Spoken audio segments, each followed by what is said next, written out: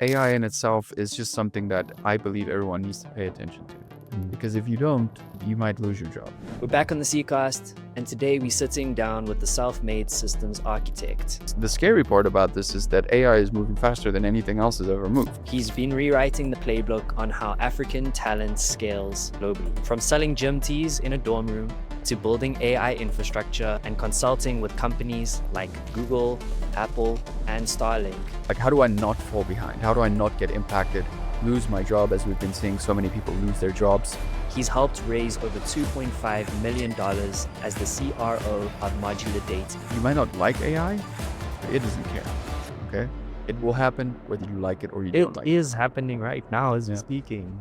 He's the founder of Self-Build Systems, a consulting firm that takes businesses from 0 to 6 figures and beyond. But I believe that if you do stay true to this vision that you got gifted, that you will evidently figure it out, as long as you have to want to figure it out and you have to seek it. Today we're with Jacque, aka Triple J. If you've ever felt like a traditional path was not built for you, this one is going to hit home. Jean, let's cook. Cool.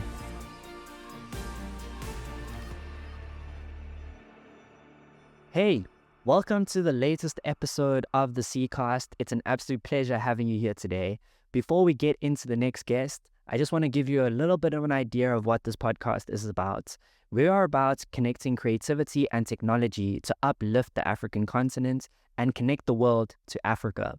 What we do is we chat to members of our communities. We give them a platform to share their story and to share how they are connecting Africa to the digital economy and the world to Africa.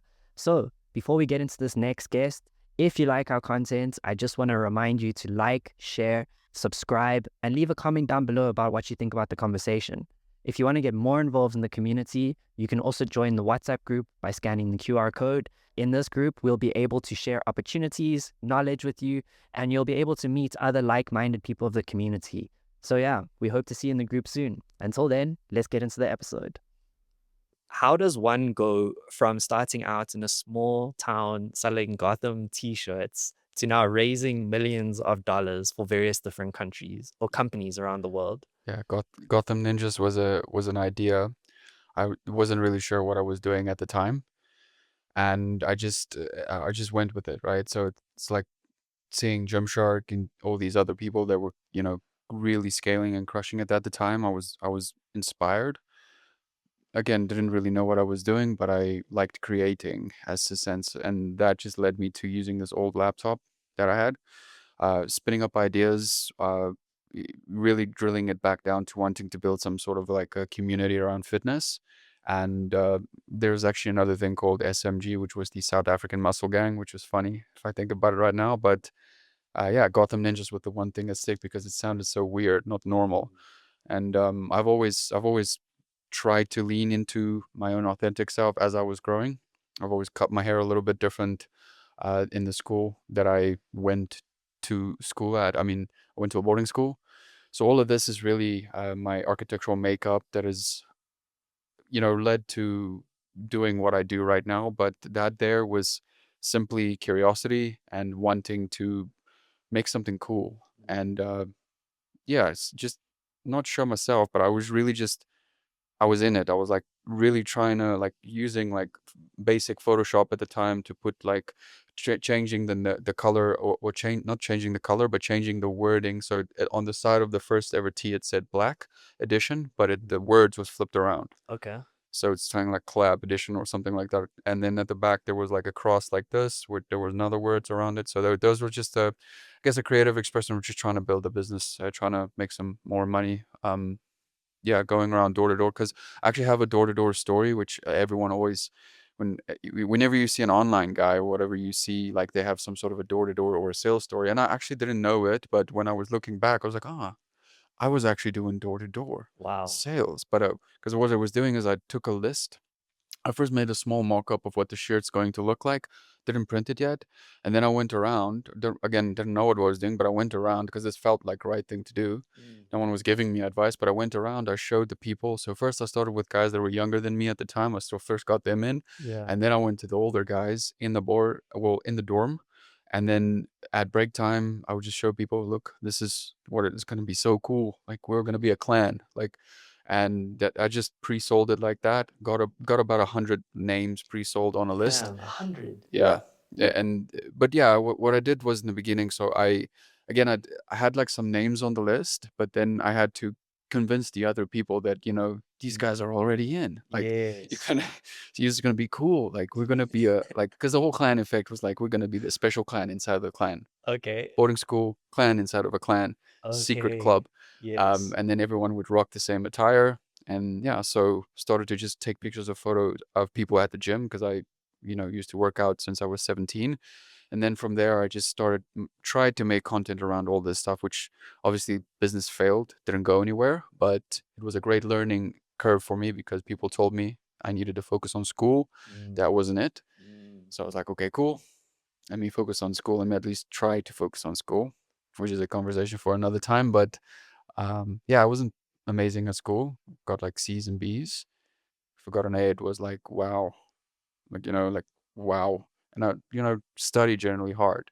So that was I guess that's where it started, man. Just try to iterate upon like trying to make something work Yeah. and not trying to be ordinary or trying to think like everyone else because I'm contrarian by nature in my thoughts, and it's something I've been trying to work on. It's bit me in the butt a few times, but it's also been helping me understand the complexity around the AI architecture and stuff, which we do right now, which I guess we will get into a little bit more. Mm.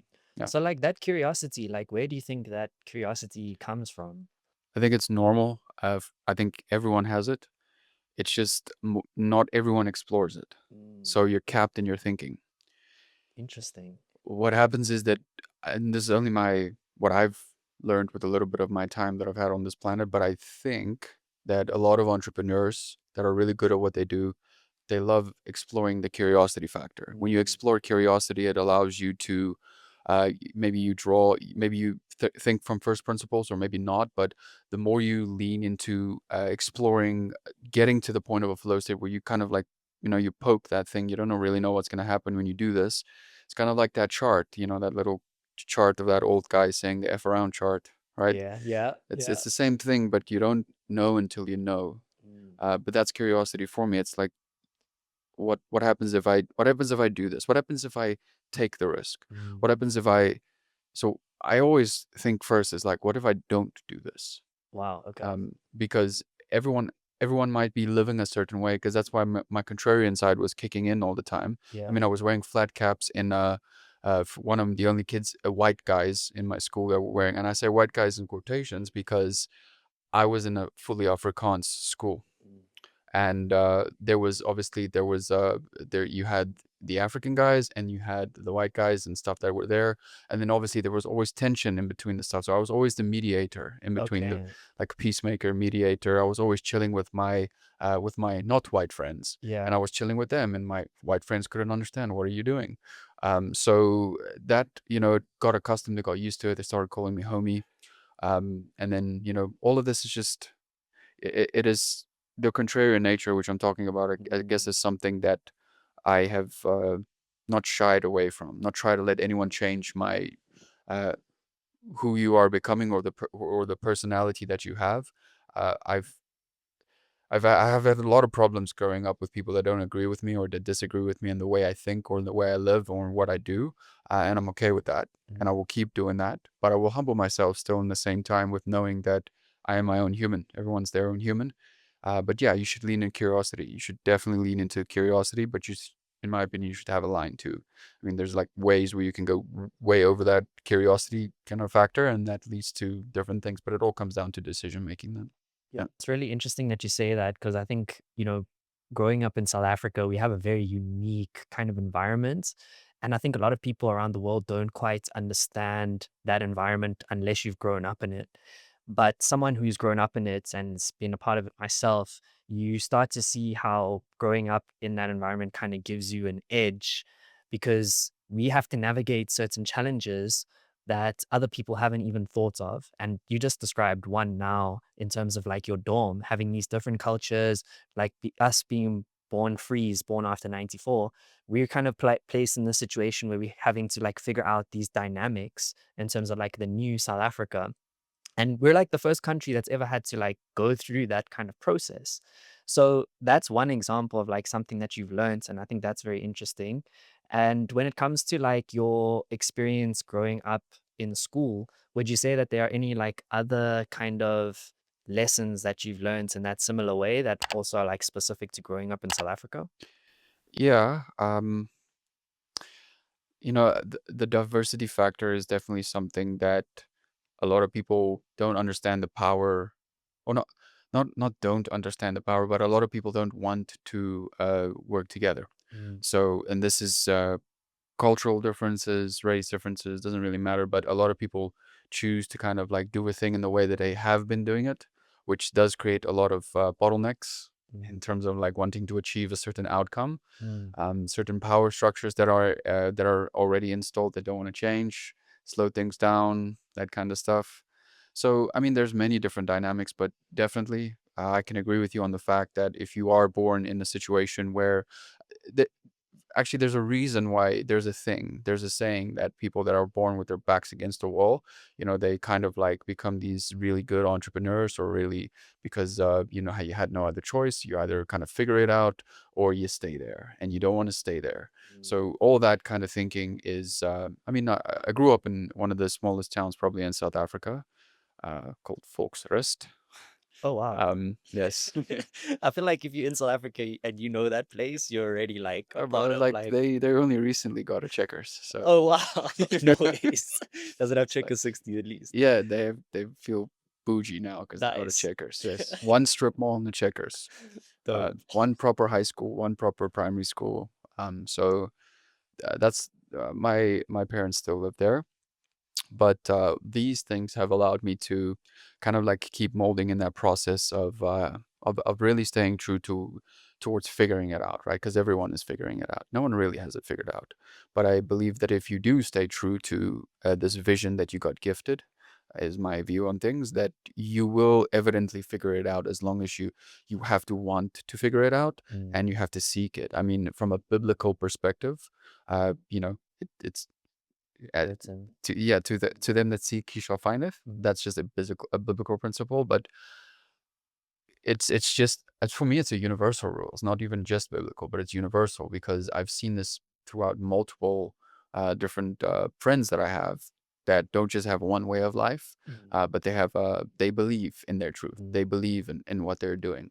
So that has become the most powerful thing for me. Is I think it all starts with believing, which is the thing. You believe you can do this mm, thing, mm, then all the other pieces of the puzzle will come together, as long as you put enough focus and energy into that thing.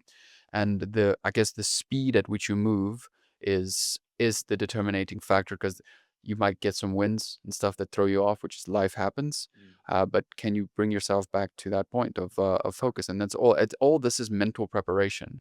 I mean, if you have your back against the wall from some sort of a not so fortunate environment, I think that's actually the fortunate environment, because I've seen so many people now, they go through this process where maybe they were born in a family that were well off, then they lose their track of, not even want to call it purpose, but they lose their track of worldly understanding of what they are actually meant to do with their time. And there's a reason why I say purpose aside, is because it goes a lot deeper to internal questions than that. Because people, I've seen this with a previous business that I was involved with my friend Timon. mm, Um, what we built there is we scaled a business internationally, which was coaching style business, helping people with personal brands, and also the scaling perspective of helping. I mean, there were guys that were coming through that had really good traction with followers and stuff like that, but they were struggling on the monetization side.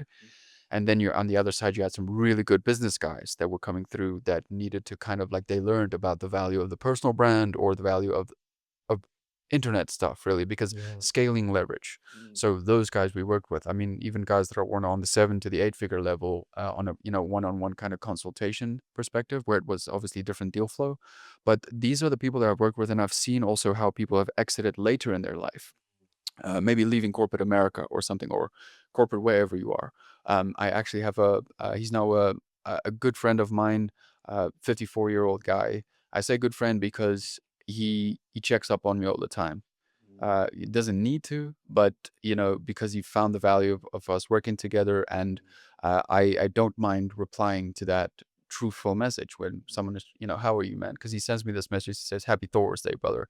So on Thursdays all the time. So I mean, that's something that's this human effect is something in this age of AI, which we will get to, I guess, a little bit later. But all these things are important, I guess. Yeah. Yeah, for sure. Like, and we always thinking tick, tick, tick, tick. And I think the human element kind of gets put to the side. And that's why I really wanted to find out about your story, because I think as you're speaking about all the things that you've done, and also knowing someone, like being someone who has seen your journey and has been a fly on the wall in terms of the things that you've been doing, it's always interesting to tie that back to the human experience. And you're talking a lot now about these guys in business that are stepping out of their comfort zone to go into the creative world by creating these brands and content online. And then these guys that are in the creative side of things stepping into the business world to find ways to make what they're doing more sustainable. Yeah. And I'm curious to find out from you, like your experience. You've positioned yourself as someone that helps both these guys make those transitions and bridge those gaps. Do you feel like your experience moving from a small town in South Africa to now Johannesburg, this big city center where all the opportunity is, do you think that making that jump and that transition has taught you any lessons that you kind of take forward with you in the stuff that you do today? It's rather simple. Uh, Age-old saying is that you cannot outgrow like your environment, right? So myself and my team, we've never been focused on trying to scale a business in South Africa. Thinking has always been the other way around. It's always been understanding what happens when you solve first world problems. When you can solve a first world problem, you understand little bit of economics in terms of solving that first world problem, monetarily, capitalistically thinking that obviously you will get paid more for solving that same problem as you would solve anywhere in the world if you understand how to solve a first world problem. So throughout the space of what we were doing, it took obviously a little bit longer because getting a credibility, getting a proof of concept, getting loads of case studies on whatever it is that you are, your product, your service.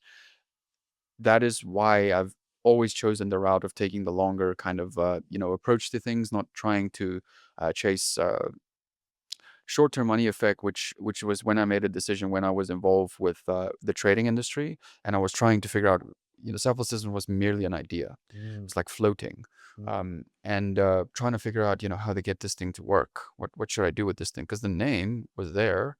Somehow the name really was like, goof, like stuck. And then I was like, okay, well, what do I do with this name? Where do I take this name?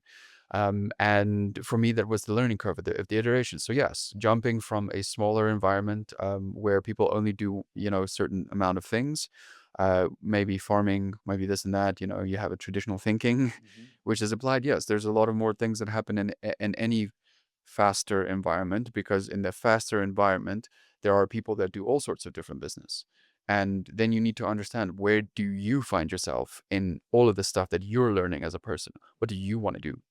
It's been the thing that's helped me the most in my process, is being able to answer that question. And I've helped many other people with this in the previous business, not so much actively in what we're doing right now, but there is a new offer which we will launch soon throughout this process. Actually, next week, we're launching this offer. And that is also, again, like you've said, wrapped around exactly what you said in the intro. We've just been able to compile everything as we've grown as a business and as a company and as a people, to understand what problems we really want to be solving, because it's also for us threat level 1 issues. I mean, I see a lot of guys, they go out, they start an agency. I made this mistake myself, and also that's why I decided not to continue trading or the trading path. I was actually getting pretty good at doing that. I was on the path of getting consistent doing it, right? You get good at doing it, then you get consistent at doing it, and then you stay good, because obviously consistency is throughout that path. So I just decided to drop that because it was stealing my energy and my focus. You won't be able to do both. I don't care who sells you what. It's just not the case. You either become a really good trader or you become a really good business guy, or whatever, marketing guy, or whatever the case might be. You can evolve later as a person, but that's just the case. Like, it's trying to scale 2 businesses at one time, yeah, two you different have to worlds. As a focus. trader, you kind of like think one way, and as a business owner, you think another way. And that's the biggest thing I realized. I was like, dude, I'm switching in between these two domes, like two trains of thoughts. Now I need to be the sniper that's waiting, you know, for the rules. I mean, if there's some people are watching that know about that stuff, but obviously it takes a lot of discipline, and it's a whole other world on itself. But yeah, to answer your question, yes, as you know, that's the biggest thing, like getting out of changing your perspective in terms of understanding what is possible. I mean, in any place like Santon or Cape Town or Miami, doesn't matter. As soon as you see other people are moving at a certain pace, you can adapt to that. It's like going to a gym where everyone is, uh, as it is, I mean, in a nice way, everyone's training normally. Then you go to a high performance gym. Then all of a sudden you become better. It's like, oh, wow, what just happened? It's like, oh, well, everyone around me is just fantastic. I guess I'm going to become fantastic if I just stick to everyone around me. Um, age old saying of the five people, you know, Yeah. kind of, yeah. And so it's sort of that thing of, are you wanting to be a big fish in a small pond or a small fish in a big pond? And if you're a small fish in a big pond and you spend enough time in that pond, you will eventually grow and grow and grow until you become the big fish in what now seems to be a small pond. And then there's another bigger pond Yeah, out there. I mean, there's always a bigger pond, I guess. There's always someone with a faster car, Yeah. smarter brain, um, better AI. So at the end of the day, it's about understanding. To me, this is a truth which I've understood. It's about understanding your path. Mm. What are you solving for on your path and why? Because if you look back in terms of it, maybe someone has sold you into a direction and you're solving that problem because some guy told you that this is the way, you know, like you can make some money, this is the way, this is the new way, you know, but or you kind of just slow down, ask yourself the question, why am I doing this? Like, what does this look like for me 5 years from now? And then you can really start doing stuff for not just the sake of doing it, but you also understand what it does for others. Because that's when I say like solving real threat level 1 issues. It's like everyone and their grandma is trying to sell the same thing. When everyone and their grandma is trying to sell the same thing, it kind of becomes hard to sell that thing. Yeah. So that is, I guess that connects to that point. Yeah. Yeah, for sure. And you mentioned now you got to ask yourself, what are you solving for and why? So, Jacque, what are you solving for and why?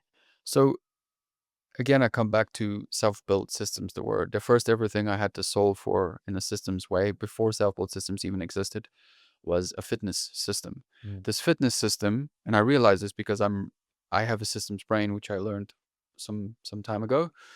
And what it means is that you solve for this system. The world is ran on systems. The look at it from this perspective. Like you get the railroad system, you get the financial education or the financial or the educational system. Everything basically is ran on systems. Fitness system, health and wellness system. So all these things, you know, the world is ran on them. Now, my point in solving what we solve for right now is my evolution of understanding what problems I want to be working on. And again, seeing the threat level 1 issues and understanding how important it is for people and knowing my place on how I can articulate a certain something and build product or service around that, and really understanding that this is threat level 1. And threat level 1 to me looks like this throughout our how we have, you know, evolved. Fitness system, I learned how to do this fitness system because I needed to get better at playing sport. Then you figure out how to do it, you tune the system, you get better, you run faster, you lift heavier weights, and then that rolls over to maybe high performance for your mind or whatever, because you're an entrepreneur, you know, have to try to understand, how do I keep my mind in this game? The second thing after that rolls over into understanding, okay, well, now we got all this stuff going, maybe you're great at content, for an example, but now you need to figure out the other system, which is on the other side, which is understanding, yeah, I'm great at creating, I'm great at deploying this creative expression or whatever, but now I'm like stuck because I don't really understand the other equation, which is the monetization side of thing, which is another system in itself. So for us, the problem that we're solving right now is understanding that there is a gap. If you could go and read on our thesis or anything that we have put out, I guess we'll talk about that a little bit later. But our thesis explains exactly the problem which we're solving and the way forward. Now, this way forward is what we're seeing based on current market data, based on everything that we've studied about the market, about what we're seeing in technology. And this is all aligning with AI infrastructure, why AI infrastructure is important, how you see AI infrastructure, what that does on the infrastructural component, and how that leads over to business systems. So you hear the fancy little term being thrown around, AI systems now, but what does that actually even look like? You have AI infrastructure, you have AI systems, you have AI ecosystems, and then you have the after effect, which is scale efficiency for whatever.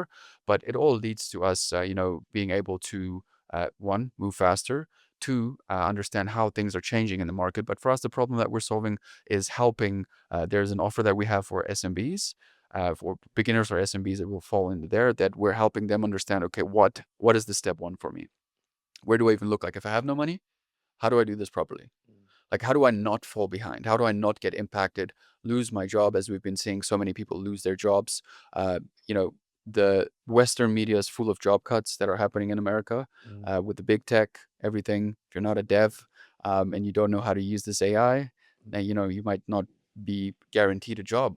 And so at the end of the day, that's what we're solving for on the low level, and or on the mid level, and on the high level, we have an offer where we're working with, like, as you mentioned, those companies which we consulted alongside. These are they were all involved in architectural and so one side architectural, and on the other side it's basically understanding that it's domain architecture, AI architecture in terms of that, which is solved for, which we've been working on.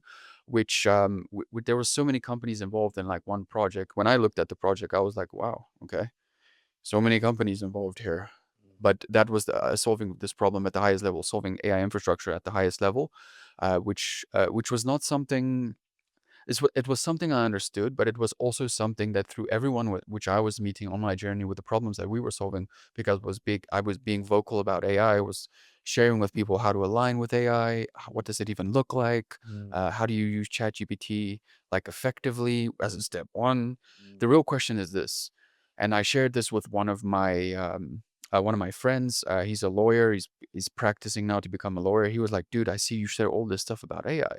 It's like, how do you think I can use it? Like in my, and I was like, bro, let's not overcomplicate this. Start like this. Everything you're doing right now, look at the manual way that you're solving for that problem as a step one.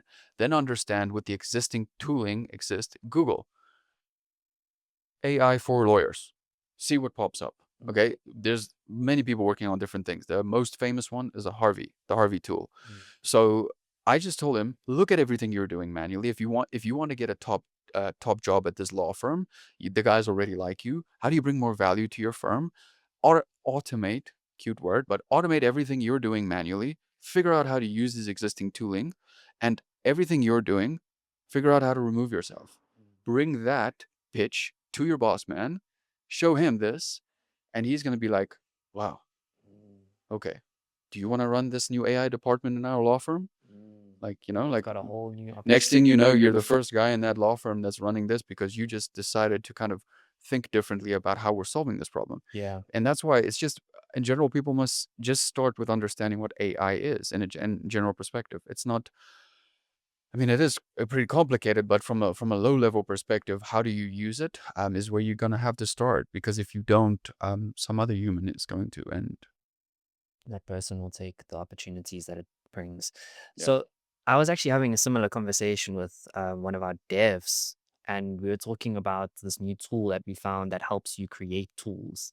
And this thing just blew my mind. So I like spent like 3 days last week just developing a tool for our internal processes that helped automate certain things that we do in our business, mainly social media management. And my mind was blown by this. So I called him up on Friday and I was like so excited. I was like, dude, I want to show you something that I've been working on, this like crazy thing that I've built. And I like hop on the call with him and he like looks at it and he's just like, nice, bro. And I was just like so shocked by his response. I was like, damn, bro, don't you think this is crazy? And he was like, no, no, like I've seen stuff like this all the time. The thing that you built isn't even that crazy in this Mhm. context and age. And I think that just shows like how fast things are moving, because when I was studying in varsity doing information systems, this kind of thing was like beyond your imagination. Now you fast forward a few years later, and now it's just like, okay, Yeah. nice. I And that's mean, how quick it's moving. all this thinking. Hey, hold on, hold on. I just need to remind you very quickly to like, share, and subscribe, and leave a comment down below about what you think about this episode. We need to be able to tell the algorithm on YouTube that we are creating content that is valuable. So please engage with this content, whether you're listening to it on YouTube or on Spotify or whatever platform, please engage. It just helps us reach more people, brings more people into the community, which means more access to knowledge and opportunities for you, a member of the community. So please don't forget to engage on this video or this audio podcast and leave a like, comment, or subscribe and give it a share. Thank you so much. We'll hop back into the episode. All this applied for people. It does not matter what industry you're in. The reason why I took such a long time to write this thesis is I've produced 2 theses ever. The first one was understanding growth infrastructure, which is not a cute word for marketing and sales combined in one, and really trying to understand what it looks like when you're building growth infrastructure and what it looks like when you're building teams. I mean, that's what I did when we were like scaling these different other projects in terms of like modular dating, which you mentioned there. When I got, we needed to look and understand at some of the existing data that we have. We protocoled that and obviously developed the thesis around that. But having to understand there that isn't, let's say that's the old way, right? This, with ever evolving, is updating. So now why we took so long time to write this thesis is because it is explaining exactly just that. It does not matter what industry you're in, does not matter what you do. If you read this, you will understand basically how to take the next step or the first step in terms of understanding how you can not just get value from what you're reading, but take action in terms of understanding your domain, your niche, how you're going to be impacted, and what the first step again looks like for you if you're just going to go out and use these tooling. Because the biggest problem, which you just said there, maybe, and this is actually, we spoke about this off camera quickly, is that that iteration exactly which you went through right now, having an idea for something, building it, maybe the tool already exists, maybe you just didn't know about it, but the fact is this: because of the copy and paste era that we are in, and this is what I wrote about in the previous thesis which I released, but we are now in this era of, like, obviously the age of AI, which is the big talking point. But what is now creating is that copy and paste apps, they do obviously exist. You can use any sort of like tooling, spin up an app over in like 2 days, 1 day, if you're fast. Like, you can do it a couple of hours if you know what you're doing, and you can get it live, and your version 1 can go out. Then you can clone existing businesses that exist. If you know what you're doing, you can do it like this. You can clone it. So ideas is still, if you have a great idea, executing on that idea is not the hard part now. It's now understanding how you build new moats, because the way that you build old moats is now falling away. Business models are changing, search is changing, SEO is changing, advertising platforms are even changing. So there's recently someone that put out this video. I haven't even watched it, but I just saw the title. They were saying that the entire advertising industry is changing. Now, I don't know how true that is, but I've understood from a first principles perspective that each and every single business and person will be impacted on some level. And this is just what the thesis is showing you as Johnny or whatever. Like, you're a dev, you're a sales guy, you're a marketer. Where do you start? And all the way to giving you examples on the high level. And I tried to go through everything from the low level perspective and all the way to the complex high level perspective to understand that right now, the new moats, they're built via understanding how you build through AI, not on top of it. Because if you build on top of AI, which is the copy and paste app era, it's still on the application level, like layers. There will be a lot of apps built on the application level, whether it's a wrapper or not. But it's just about understanding how AI is not. You're going to go out and build something, how Sam Altman or any of the other big dogs aren't going to consume you or eat you in this process, and you don't really know. Because even Sam recently said, when he was doing a talk at Sequoia that they recently produced, is that he was unpacking his vision for what he was seeing, which is a great selling point to in a narrative driving conversation. But he was unpacking his agentic internet vision, and agentic internet vision obviously changes the whole component of how search works in general. But that's step 1. Step 2 would be the browser interface, how that will be different in terms of what they're seeing, how they're building on top of that. But this is a limited context conversation in terms of that, but that's those are the thinking ways. Yeah. So like when I was speaking with that developer, the first thing that came to my mind is like, okay, cool. This obviously is like just the next thing for you. It's not anything special. So my question to him was then, what are you excited about? If this is the mundane thing that I'm excited about, which is just like something that you've seen and that's not really impressive to you, what are you excited about? And he was telling me, we then went through this conversation about how, it's not about creating the tool, it's about solving the problem. And that's the thing that people understand. People will hear agentic, modes, like all these different terminologies, which are really good ways to describe it from a technical perspective. But what I've learned is like you can create the most amazing tool out there, but if you can't get people to use it, then it's completely useless. So that's, I think maybe that conversation about moats and whatever, that has something to do with that. But for the average person who's watching this, when you're talking about like a moat, for example, like what does that mean? When you're talking about agentic systems, we have all these technical terms for it, but the average person doesn't Yeah. really, you know, I've been trying really hard to get better at explaining this. A moat is just something that gives you the opportunity to think about it like this. A moat in the old school was like, let's say you had a castle, Mm, and you built your moat around this whole operation, which was your stronghold, and you had some water, you had some high walls, and this just allowed you to build a moat around what you were doing. mm, Once you're able to build a moat around what you're doing, no other people can poke you mm. or trust you or come and I don't know, take your girlfriend or something. So that happens, right? Yeah. But now that whole thing is changing, and that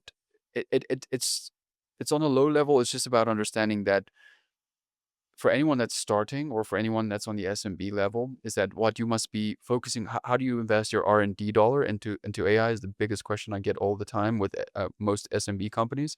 And the other question, which is on the lower level for guys that are just starting or trying to figure it out, is that it's like, what do I do with AI actually? It's Mm. like, is the conversation is, oh yeah, I can generate some text, write some copy, maybe. But it's like, what do I don't use it that much. Some people Bro. use it, like there's this, I actually recently read the study that came out for the papers that they were showing how many, what millennials use AI for or Mm, generative AI for, and what the bigger businesses use AI for, or actually not bigger businesses, older people use AI for. mm. And it was quite interesting. I mean, younger people also still use it as their psychologist with their dating advice. Yeah. Sarah said this. What do I tell her? So, I mean, if that helps you, it helps you. But the building element is just like this. When I'm sitting down with a founder, or when I'm sitting down with any project we get involved with right now, is we first try to understand. You have to go find it still needs to be a unique market. Otherwise, there's a thing inside of the thesis also as well, which we break down and which we go through. And there's also a video which I'm putting out now recently. It's like trying to understand that if you're not going to find a unique market to build something in, right? And you're building something in a red ocean, as that theory. If you're building something there, you need to understand how to create a market. That's what we did with the Gifted Academy. We weren't the first people to sell personal branding Mm, online. mm, We just got really good at understanding how to sell it. When me and Timon teamed up, he was strong in one area, I was strong in an area, and we really understood how to sell this thing because I mentioned this to you the other day, but for every good idea, you need another good idea. That's where that comes in. If you have an amazing idea, you need to know how to sell that idea.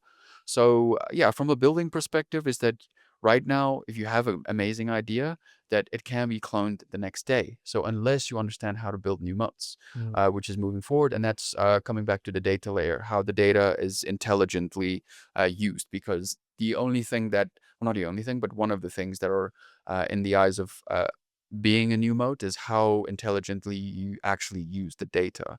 And that's a whole conversation for another time. But I hope that helps. Yeah, no, for sure. Like that, I think it comes down to that core problem that we have where I keep asking my team, like in a world where you can do anything, what makes you stand out and what do you do? Because if I can get you to do this thing, I can get 20 other people to do this thing. What makes you different? And that's the moat, right? The moat is something that someone else can't really copy or copy easily at Yeah. least. And the thing about AI, which is now making people very like nervous, is it's making it easy for people to do things that other people can do. I mean, to give you my perspective around this, you can still use AI and write average, for example, copywriting, right? You Mm, can still, but it still comes down to your domain expertise. If you are the best guy in HR and you know how to communicate with the tech and you know what to build with the tech, you will build faster and you will move like you will obviously outpace everyone else that's doing this. So it still comes down to your domain expertise and understanding where the leverage lies with how you use the AI, any general tool or whatever, whether you use a no code tool or whatever. It's like, yes, you can build faster, but what this is why I basically took such a long time away from social media, because I needed to really reevaluate our second offer, mm, how we are going to solve for the second offer, who are we going to help with the second offer. And this is why I took such a long time writing this thesis, because we first were helping people at the highest level, or at the high level with AI, not highest, that sounds weird, but at the high level with AI, and then having to understand how you break that thinking down back down to like a mid section, revenue wise, and what does that even look like. That's why I said, that's that little path. AI infrastructure, well, you have your data modes first, you have your AI infrastructure, you have your AI systems, and then obviously that rolls into AI ecosystems. mm, After AI ecosystems, then stuff gets fun, mm, because then you're like, okay, cool. What does this new org chart look like in my organization? How do I build AI first? How do I build AI native? When you start getting into those conversations, you need some like capital to start doing that, because you unless you have a the biggest problem is this, which I found in terms of like having a conversation with the founder. I've got a lot of this lashback sometimes when I speak to someone that's really intelligent. It's like, well, bro, my system is making this money. Like, if we stop this thing and we break this thing, are you gonna go and build me a fancy new one that is, going to make me more? So that you cannot promise that. You can always work towards the founder's vision. There was a really interesting project where those companies were involved recently, where we had to unpack the founder's vision first and the existing partnerships, because they were like so there were private equity players involved, those tech players, and then that solution is just used from one industry, tech not really templated, but it's used from one industry carried over to the other industry, which they already had partnerships, which you can't copy and paste it, but the thinking, the deploying of the architecture mm, is what is being used there, which is then deployed into AI systems, because that is how you think about it, or a first step of how you think about it. And if I can add one more thing, I think a lot of people and that don't even think about, or that are not even aware about what an AI system is. It's just that. It's like understanding how everything I do manually with existing technology that exists, how do I remove myself? mm, I would always start there, because that's a fun thinking experiment. mm, I've ran so many different of these thinking experiments where it's like, okay, because we and I can probably give it to you if you want it, maybe to put it in the comment section, in the description down below, however you guys do this. But I can give you either the org chart for a marketing agency on what it looked like when we were building these agents, because AI systems agents also fall into that equation, which I guess is a conversation also for extended conversation. But agents obviously is becoming this new layer, right? And funny fact, I don't know if you guys have looked into this or not, or if you guys have been diving into this, but the internet layer in itself, there are predictions, and I didn't make this prediction myself, but there are predictions that this internet layer in itself, because of this agent layer, the interfaces will change. Websites will fall away. It will become an agent, just the agent there. We're actually building one of those right now for Sugi.com. wow. But and there's a few of them. There's a few people that are working on like this, but we were trying to do this as a test now to see what it would look like later. But yeah, so your whole digital interface will change. That's what Mm, I'm just saying. Maybe your website won't even be a thing a year from now. Okay, yeah.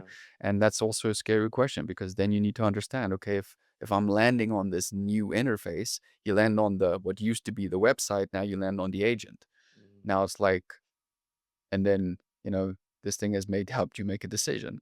So mm, you'll still land on some tech interface. It just won't be the traditional one. yeah. And It's interesting to bring it back to like the human element, right? Because now with these things, I think one of the things I can see is going to be an issue is trust, right? Because we going down this rabbit hole And like I've got technical knowledge, so I can understand what you're talking about. I've also done a lot of like research into AI and like what and thoughts a lot philosophically about where does this leave us.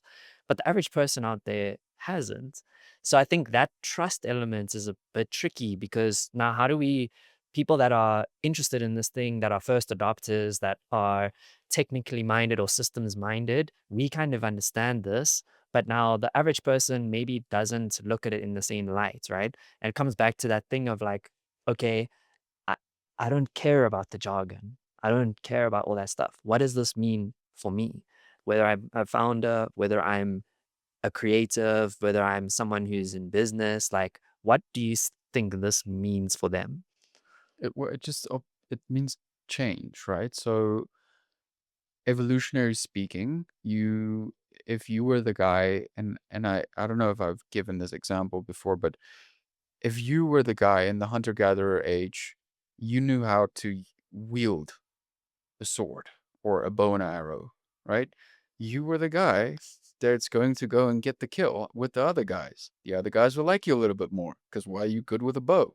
So it's like, oh, we can use him as an ally, right? Yeah. Other guy was a big guy. It's like, okay, well, you can catch something big. We can scare away the other. So it's like, yeah, everyone had these skills still, but then there came along the guy that knew how to use the technology, right? Mm. So that's just a form of technology. But then now we've been moving so fast, and the scary part about this is that AI is moving faster than anything else has ever moved in terms of evolution.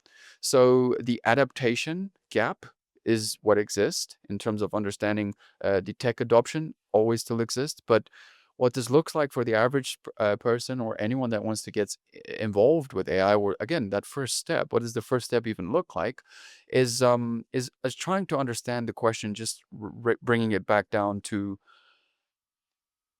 when the fire was created, like general purpose technology. Mm. Same kind of scenario. Internet was created, general purpose technology. Now, how do I use this? Like, think, how does this impact me? Because if everything is, let's paint a picture. Everything is ran by AI a few years from now, right? Um, they install something called UBI. Mhm. I briefly mentioned this off camera, right? They install something called So UBI. what is So UBI? it's called Universal Basic Income. Now, uh, the brother Sam Altman has been a proponent for this. He thinks it's a good thing. So, my opinion here is just saying that might happen. Okay, might not happen. So, Sorry to interrupt you. Just to further clarify, universal basic income is basically you don't do anything to earn an income. yeah, Government just kind of gives it to you. I give you $200. You go play golf. Take the So kids out for a the walk. premise then Um, is like AI is doing everything, so yeah. now we can just I chill. mean, Elon Musk has, by his predictions are that in about 10, 15 years from now, or I'm not entirely sure right now on the facts on this, but he has predicted that by a certain, I think it's 10 years from now or something, that 8 or 10 years from now, that AI would do 98% of the stuff that humans do better than humans, Mm, whatever that is. So on the then your whole conversation changes from like purpose, mm, and then all of that stuff kind of changes because now you need to start doing other things. mm, Now you're not in work mode all the time because now I'm slapping computer, because all what we're doing is when we're working is that we are in a loop. mm, Well, in business in general, if I'm working on a laptop and there's other people working on a laptop, it's systems, humans, and machines in a loop. mm, And you slap in the laptop, you're getting some emails out. mhm, So if all of that kind of changes, I see two paths. I see entertainer and I see real value, but I don't know how real value is going to change. That's the thing. Further than that, I cannot see, but there's nothing in between these two. mm, So either you become an entertainer, or you basically go down the path of figuring out how this value um, equation is changing, because it's always changing. mm. I mean, Alex Hormozy tells you one day you should give away all your free stuff. Everyone's giving away all their free stuff. They give away their IP. They have nothing left to give away anymore.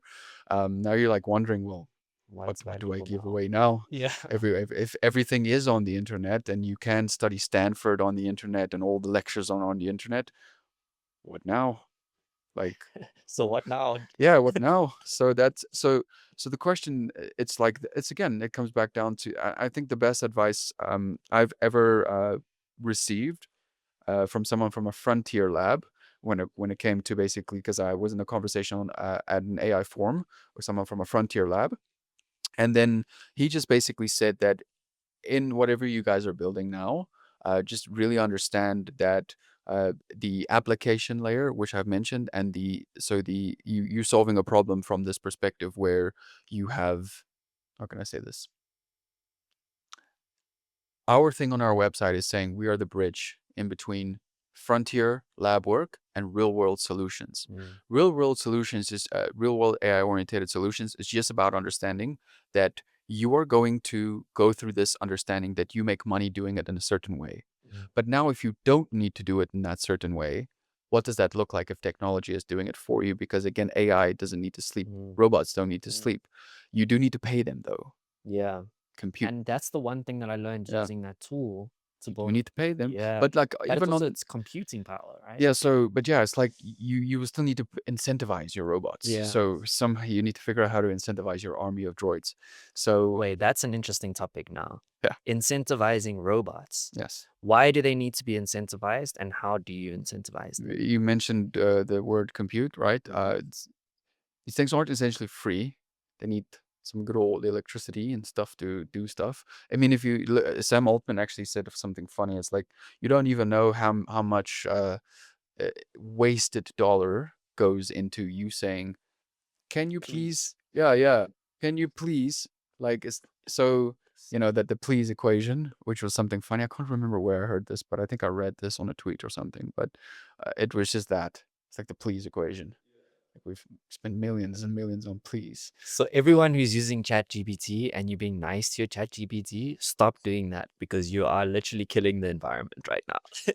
Yeah, that's funny though. But it's just the thing. Like, I mean, I've tried to become better at breaking down the complex topic into something that's pretty simple to understand. And I will still keep trying to get better at doing this. I mean, the thesis is our step one of doing this and the other services which we're putting out.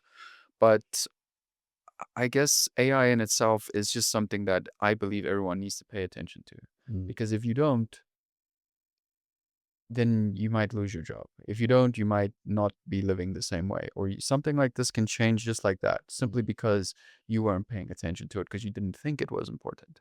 I won't just recommend reading about AI, but I would recommend maybe just reading the thesis, like really, like because I spent a ton of time writing it. Mm. Um, yeah, Just to build that moat. yeah. Yeah, no, that's interesting, hey? So in this world where everything seems so uncertain and we are not too sure where things are going to go, what are you doing? Where are you headed in the future with self-built systems? Yeah, so before I came here, I just had a meeting on in terms of like a fund that we're starting. So, but that's on solo invest side. So I've been in, I'm gonna say it and again in quotation, in private equity now for the last 8 months. Mm. I'm pretty much still newbie, got my ducks on, like my rubber duckies. So I am getting better at what you call, that style of business. It's something I love a lot. It is what I call, on my little LinkedIn bro thing I put on there. It's my Self-Built Systems is uh, I'm portfolio manager at Solo Invest, but Self-Built Systems is my hobby. But really, in general, it's just a joke because I enjoy doing both, and most of my energy is going to Self-Built Systems and everything we do at Self-Built Systems. But the solo invest side is something that it's a longer term play that we're executing with my business partner and all the other partners that are involved there. I mean, he's in America right now, seeing partners in Miami and LA. So, yeah, in the future, I personally want to keep solving for the AI equation and helping more people just understand how to actually take advantage of this for themselves before someone else takes advantage of them. Because even consumer-based businesses like Instagram, Facebook, all these things, they run on algorithm business models, right? So algorithmic business models, which is I'm just going to exploit human psychology. Once I've found the gap in human psychology, I am going to feed it back to you. So the age-old little cute algorithm, like the girl photo next to more, like that kind of thing. So from a technology standpoint, it's not just AI. I enjoy AI, but technology in general, I want to help people understand how to better adopt to the AI and how to better take use of the technology equation. But that all comes down to your thinking, because you might not like AI, but it doesn't care. Okay. Like it It's does happening. not care. It Mm. will happen whether you like it or you don't It like it. is happening right now as we're Yeah. speaking. Like, Yeah. so since it's happening right now, just as you're speaking, I'd like for you to speak to the person listening to this. What message do you have for them? So I'm gonna say it first like this, and then I'll pivot to the camera. This problem that I'm solving right now and into the long term, I really enjoyed the architectural side of things. I didn't ever think I was going to. It was something like through all the work and through all the focus, it just happened. It kind of just happened. Can't really explain it any other way. And universally, I met this guy, then I met this guy, and then it's like, okay, well, let's solve this problem. So it aligned like this. My team is now a lot stronger than it used to be. I'm not the smartest guy in my team. There's a lot of other people that are smarter than me. So but we work really well together. Now, for me, the most important thing is, and the advice that I can give to someone, I almost don't want to say that this is not advice. This is just my opinion. Okay. That I'm in no position to give you advice. But what I would say is this: start by paying attention to how align with the technology and how to, I've said this probably 1 or 3 times now, how you can look at what you're doing in your current business, whether you have one or not, whether you're a lawyer or not. Look at everything you're doing and ask yourself the question. Ask ChatGPT this question. How do I automate myself out of everything I'm doing here? It's going to give you some ideas. You're going to play with it, but that's going to ignite your thinking. When you can ignite your thinking, you can then get closer to the point where you are actually understanding the application on a very low level of generative AI. And then that leads to the next thing of agentic AI.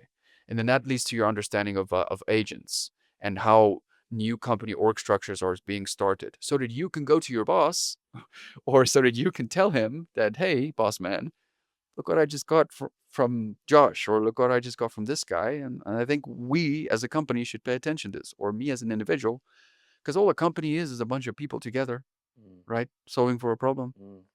Yeah. And now we have some AI buddies, some robos. Yeah. You can build your droid army. We've been building that droid army. Yeah. Yeah. And if you can do that for your company and communicate in a way that's going to benefit the company and the person who has the decision making power understands what you're saying, that's going to put you ahead of the curve immediately.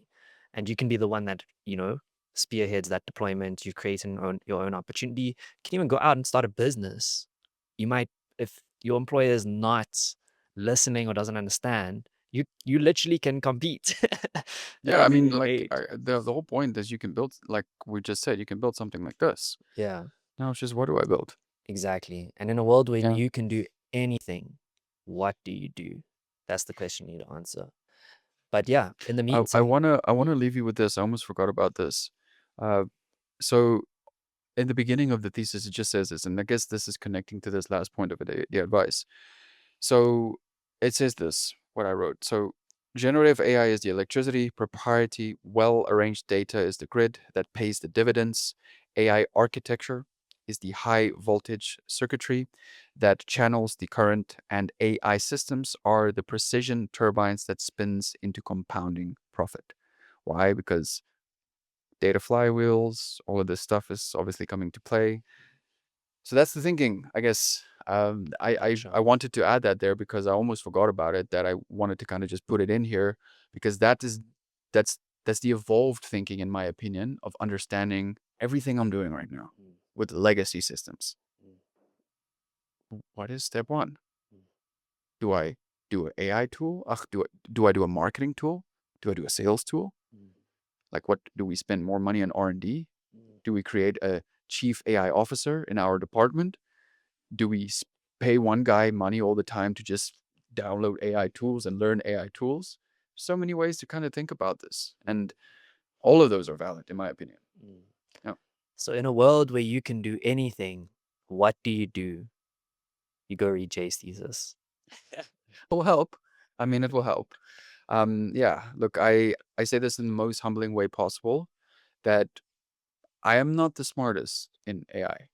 I I am not the best in AI, but I do understand application and I do understand how to build AI systems, and that's what we will be doing, and that's what we are the best at. Mm. So I will leave it right there. Thank you so much for watching this latest episode of the Seacast. If you enjoyed it, please like, share, and subscribe. We're trying to achieve a huge mission and we need you to invest in it. The best way to do that is by liking, sharing, and subscribing, and leaving a comment down below. By doing that, you help the algorithm understand that we are offering content that is valuable and it will reach more people. There might also be someone out there that just wants to learn a lesson or who might be able to take something away from the podcast. Share it with them. And lastly, if you would like to be more involved in the community, if you want access to opportunities, knowledge from our experience in the digital marketing space, or to connect with other people who are like-minded and uplifting the continent, starting businesses and using tech and creativity to make them successful, join the WhatsApp group by scanning the QR code and we'll chat with you there. Until then, bye. Who are you? What do you want to do next? What are the pillars in your life that are going to make this next chapter as fruitful as the last?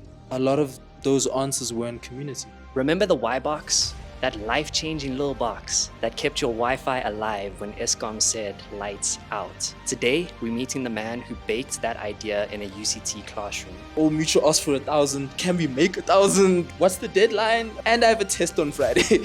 Sold the first units off the back of a bake sale hustle, and is now seasoning South Africa's creative scene with events like Chamomile Live and candid conversations on the Posties podcast. Artist is the most pure form of business. It's the most pure form of entrepreneurship because you're betting on yourself. Tembeletu Khadebe is part inventor, part storyteller, and 100% proof that African creativity plus business savvy equals global flavor. With all of the artists I work with, I always tell them that there's no ways you've written your best song. If you have, let's call it a day. And we got scammed. Who wrote that rule? Let's fire that guy. If you vibed with the Posties podcast featuring Chief Matt, Kaabo Boy, Selena Jones, you already know his gift for pulling out stories that stick. Just because it's necessarily in that nightlife scene, it doesn't mean you can't translate those exact skills in your lecture class. Grab your notebook because the sauce is about to spill.